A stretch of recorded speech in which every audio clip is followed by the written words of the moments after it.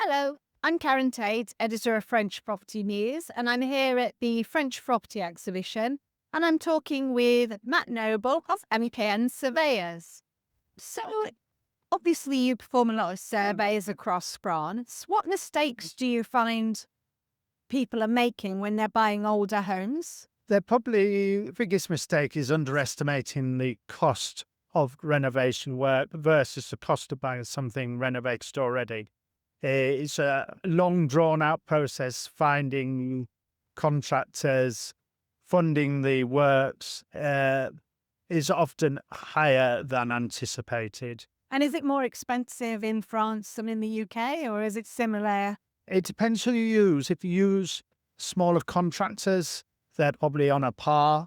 The bigger contracts where they have staff are more expensive because of their social tax regulations and payments they have to make to their staff. Okay. And do you find British buyers are particularly worried about any aspect of the building? Like a lot of people sort of say, oh, termites, France has termites.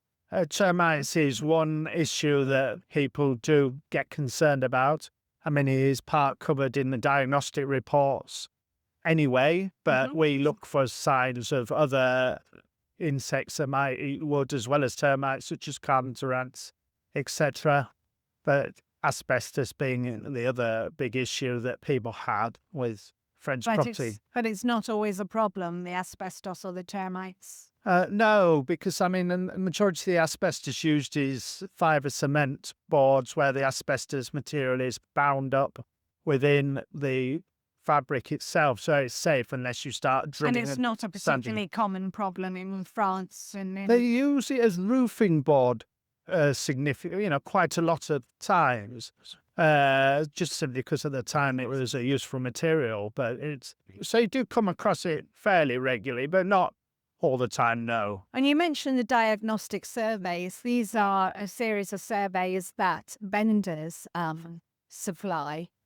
Why would somebody want to have a survey on top of those with yourself? Because the diagnostics only cover really services, lead, and the geological risks. So we're covering the actual physical building itself. So if there's a crack in the building or subsidence or damp, that kind of thing, then that's not covered within the diagnostic report. So it's, as an adjunct and complementary, we also go through the diagnostic reports, which of course are in French, translate the important parts back into our report as well as an add-on. So they've got the information in English if they want it. And what would your top tip be for somebody buying a property in France?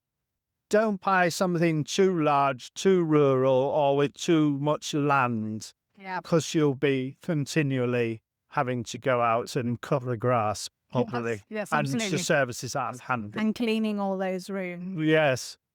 And we're here at the exhibition today. How's it been for you so far? Oh, good, yes. We've had a number of inquiries and people coming around to ask pertinent questions that should help with going forward with their purchase. Brilliant. That's great. Thanks very much, Matt. No, thank you.